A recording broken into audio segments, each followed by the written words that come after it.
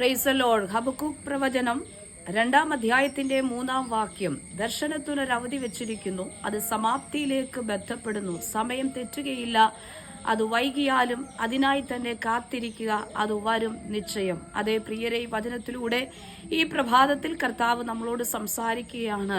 ദൈവം പറഞ്ഞ വാഗ്ദത്തങ്ങൾ, ആലോചനകൾ അതതിൻ്റെ കൃത്യതയോടെ തക്ക സമയത്ത് നമുക്ക് വേണ്ടി നിവർത്തിച്ചു തരുമെന്ന്.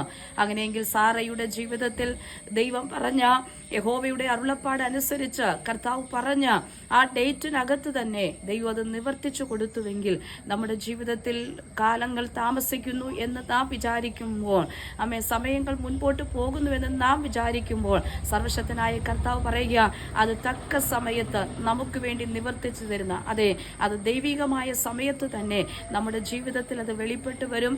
അത് അങ്ങനെ തന്നെ സംഭവിക്കുക തന്നെ ചെയ്യും. അങ്ങനെയെങ്കിൽ കഴിഞ്ഞ നാളുകളിൽ നിങ്ങൾ കേട്ട ചില വാഗ്ദത്തങ്ങൾ, കഴിഞ്ഞ നാളുകളിൽ അതേ ദർശനങ്ങളിലൂടെ പ്രവാചകന്മാരിലൂടെ ഒക്കെ കർത്താവ് സംസാരിച്ച ആലോചനകൾ തക്ക സമയത്ത് ജീവിതത്തിൽ നിവർത്തിച്ചു തന്ന് അത് സർവശക്തനായ ദൈവം നിങ്ങളുടെ മേൽ അത് പ്രവർത്തിക്കുമെന്ന് ഈ വചനങ്ങളിലൂടെ കർത്താവ് സംസാരിക്കുകയാണ്.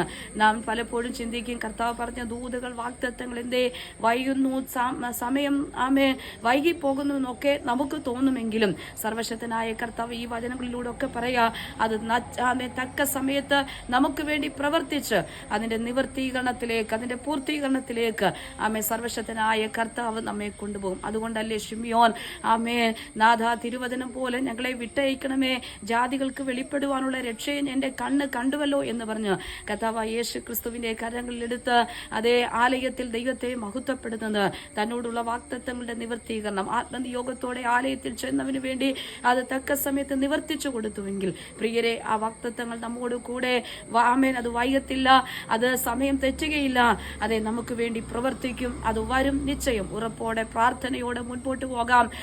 ഇന്ന് ആ ദൂതുകളുടെ നിവർത്തീകരണ ജീവിതത്തിൽ സംഭവിക്കട്ടെ. പ്രാർത്ഥിച്ചു മുൻപോട്ട് പോകാം. കർത്താവ് ഈ വചനങ്ങളാൽ നമ്മെ ഓരോരുത്തരെയും അനുഗ്രഹിക്കുമാറാകട്ടെ.